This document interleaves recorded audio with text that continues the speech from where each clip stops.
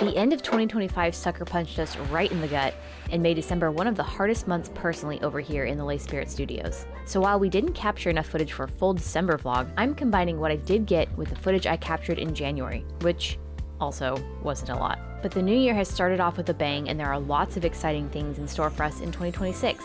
So let's take a peek into what's been going on at Lay Spirit Designs.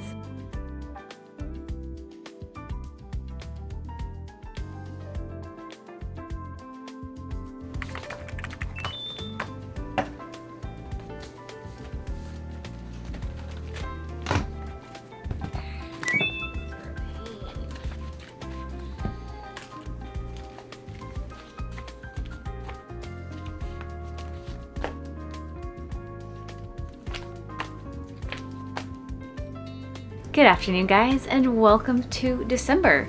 So I am prepping at the moment for the Artsy Tea Club December pop-up. Obviously by the time you see this it'll be long over, but I do have a vlog specifically about that event which you can check out here. At the moment I am working on the exclusive sticker, very cute, of Spirit and Periwinkle. I just have to laminate these with my matte lamination and cut them. And then everything else is like packed up already from when I was supposed to do Fresno Comic Expo in November. But I have put all of my die cut stickers back in their little cubbies. So I just have to pack those up and then double check that my inventory is correct. So let's do some con crunch.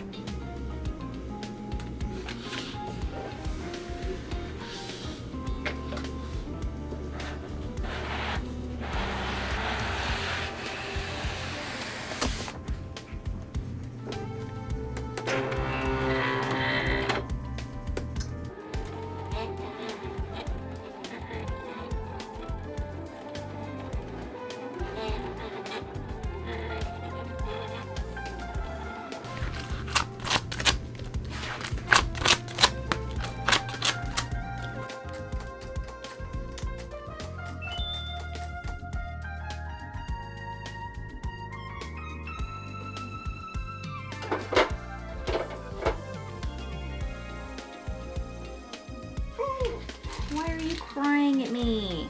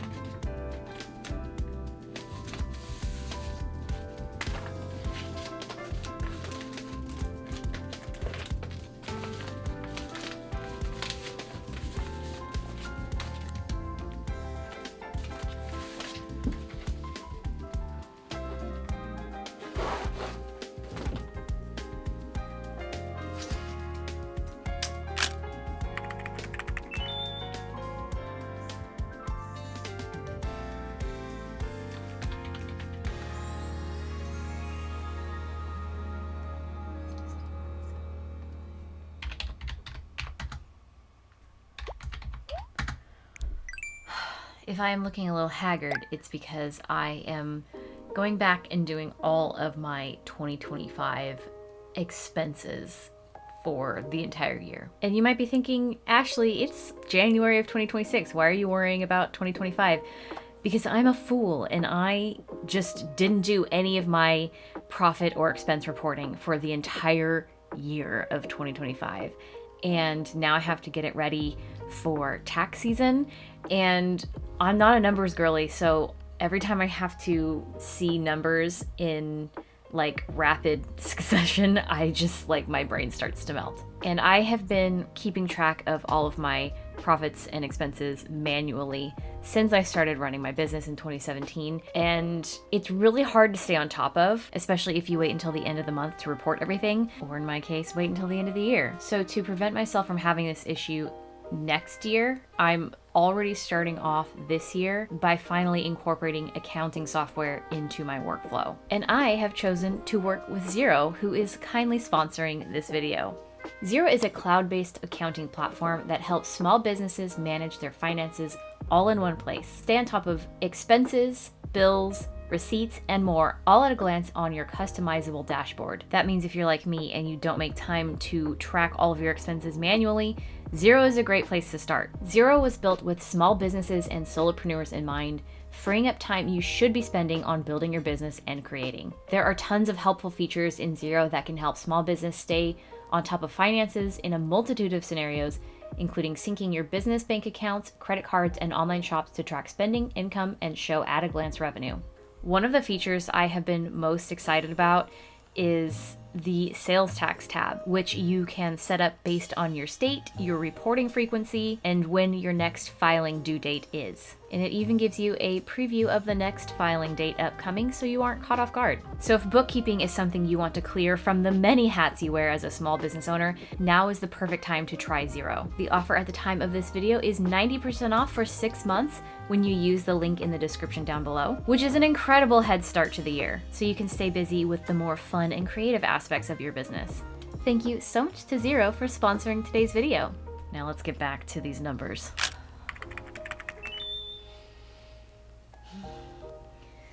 Happy January, you guys. As you can see, a new addition to the studio this year is a giant wall calendar, because I have been so bad in the last few years about putting up my custom-made month-by-month calendar on the wall. Like, I had made 2025's calendar, I think, in February, didn't print it out until June, and then when I was using it in June and into July, I realized that I had all of the dates wrong. So I just didn't have a quick at-a-glance calendar at my disposal. So I figured something that I can see everything going on all at once is going to be the biggest benefit. And I have been loving to use this thing to track what conventions I have coming up so they're not catching me by surprise.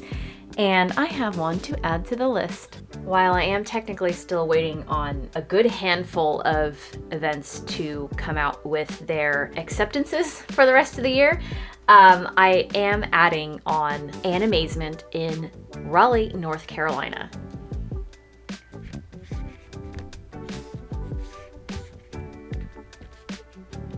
I'm trying to use a lot of different methods and calendars to stay on top of my year, since the last couple of years has just been so, not even crazy, but just disorganized and not utilizing my time to the best of my ability. This is a dry erase calendar, which I'm really excited about. I don't love how like it doesn't completely lay flat against the door of my closet, but whatever, it's there and I reference it all the time now. But I got a whole bunch of colors of dry erase markers so that I can start using this to plot out other things like goals and shop updates. And one thing that I am trying to be really adamant about, that I'm noticing a trend with me, is planning out intentional rest time so that I'm not just going from one goal to the next, because I'm really bad about that. I have found that I am one of those people who will set a goal, and then once I make that goal, I move the goalpost. So I'm always feeling like I'm not doing enough, or I'm always behind. So I'm going to schedule myself a week off at the end of every quarter, so that way, especially when the end of the year rolls around and it's December and I'm trying to enjoy the holidays and the season, I don't feel as pressured to get all of my rest in then. I think that's also going to help out when we do vacations, because these are like just no work holidays. I don't plan to do anything except fun stuff or be lazy around the house. These aren't like intentionally travel holidays or anything. So I think having these intentionally placed breaks will help with like my issue of whenever we do go on vacation, I'm always like exhausted because Ryan likes to go, go, go. And I don't always like to. Sometimes I like to take it slow. So let's do that. Let's pick this one for rest. So I hate that this calendar is Sunday to Monday. All of the calendars that I have are intentionally Monday to Sunday because that's just how my brain works. But I'm going to do this.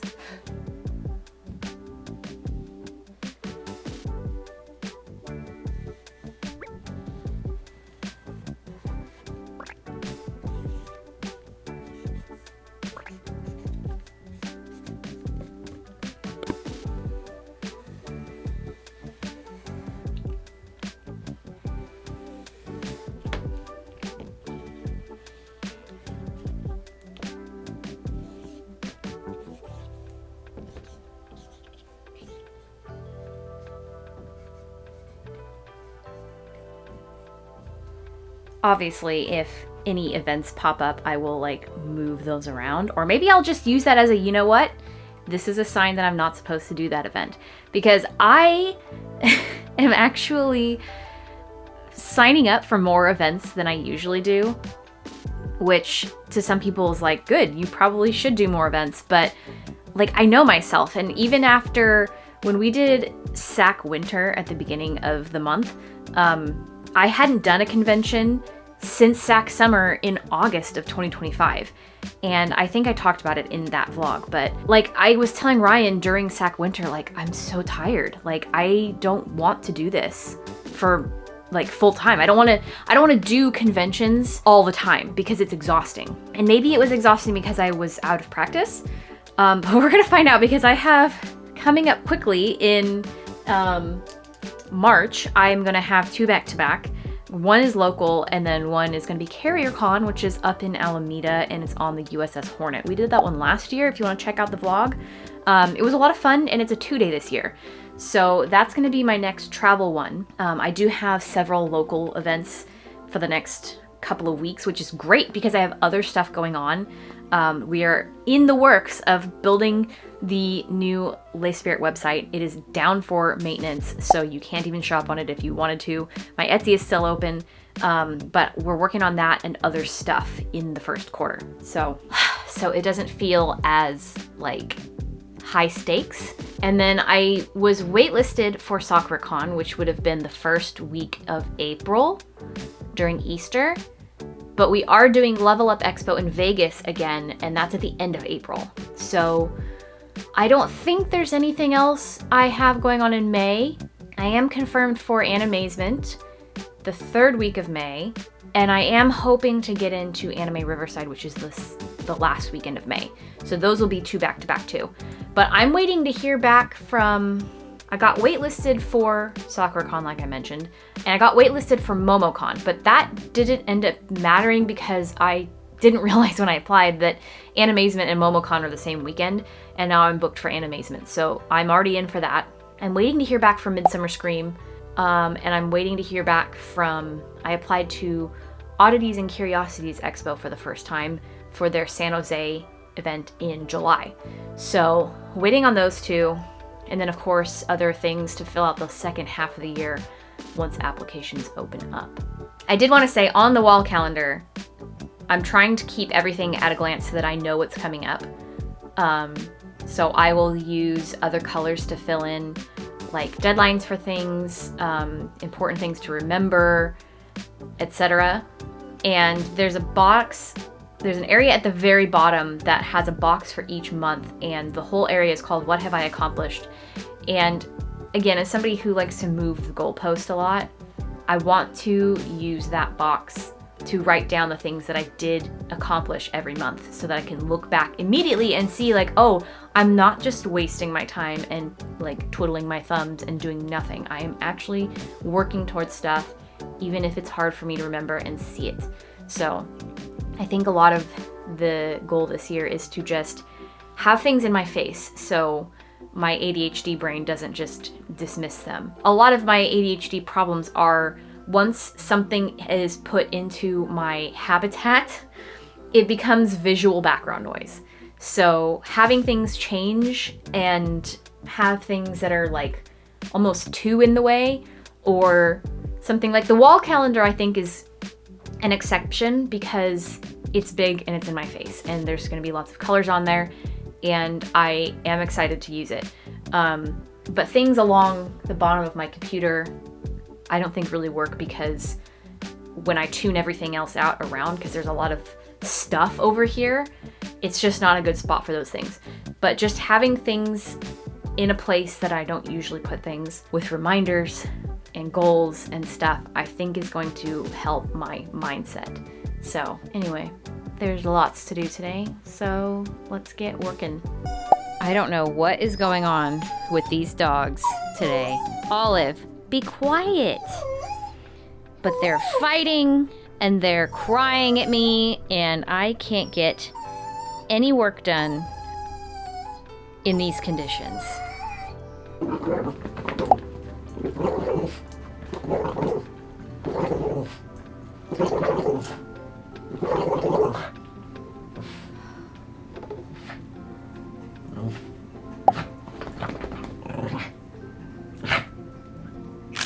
Okay, I don't know what this vlog is gonna end up being like. I have not been filming much, but that's because I have brought on my brother to help me with mostly spooky sticker stuff for now, but also some of the stuff for Les Spirit that I wear too many hats in my little business empire that I'm building, and it's become too much for one person anymore. So having his help has been great. However, we're still training and I haven't felt like that needs to be captured on video. I don't even know if he wants to ever be on these vlogs.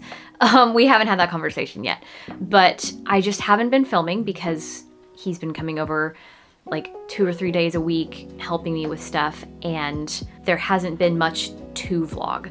So one thing that we have been working on though is something new that I will have for my next convention, which is Anime Gaming Con in Fresno.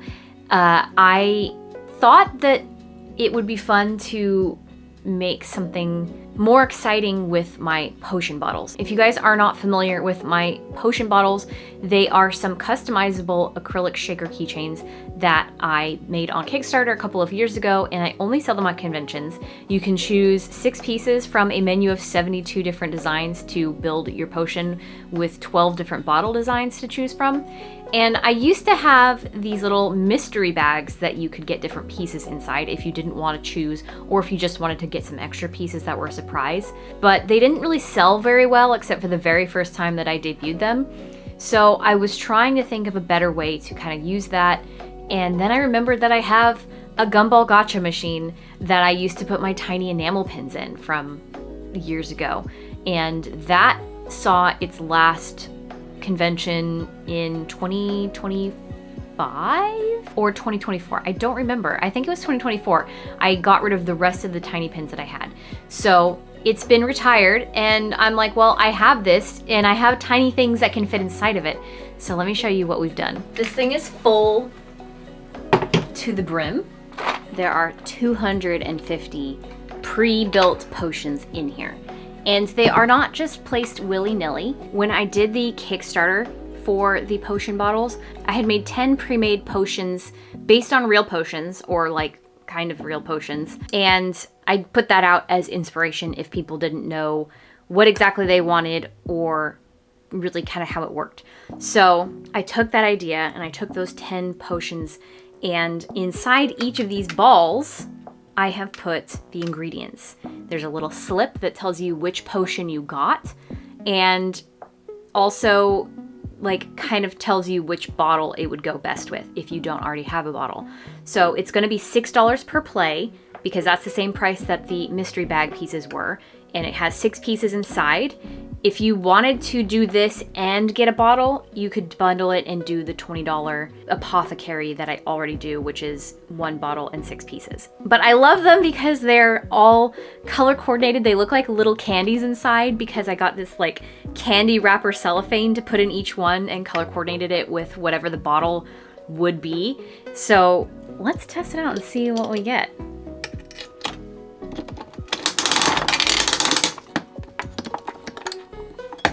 Ooh. got a blue one. Let's see which one it is. Oh, the anti-anxiety potion. So this goes best with the blue bottle. Specifically, I have this one linked to the starry bottle. That's my most popular design. And each of these slips comes with a little like affirmation. So this one is, I am resilient. I can make it through a difficult time. And the pieces that come inside this is the lavender, eucalyptus, amethyst, chamomile, cinnamon, and a cat, because I feel like furry creatures definitely help with anxiety. But when I made the pieces and the bottles for the Kickstarter initially, I referenced actual potions and their ingredients, and even when I created these little guys, I wanted them to still have the intentions and the properties that the real potion would have. So that is why I chose the ones that I did. So for this one, my brother said that this blue paper dyed his fingers, so that's kind of the worst. But they come in a little baggie, so that way they don't get scattered and lost when you open them up. And there's just pieces.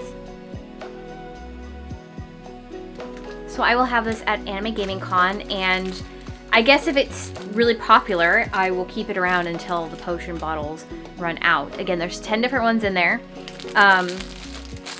And I'll restock it if it stays popular.